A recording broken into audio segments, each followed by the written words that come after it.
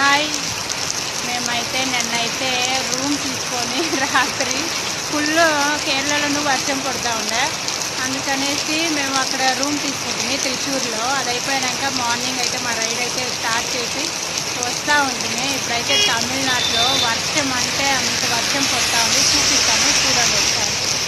ఇక్కడ మేమేమో ఇక్కడ ఒక షాప్ దొరికింది, టీ షాప్, దాని లోపల ఉండాము.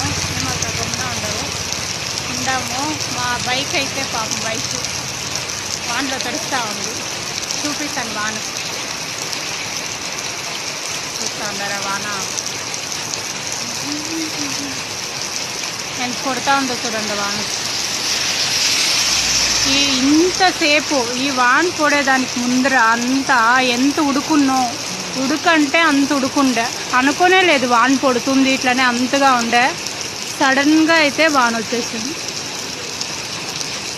చూడండి.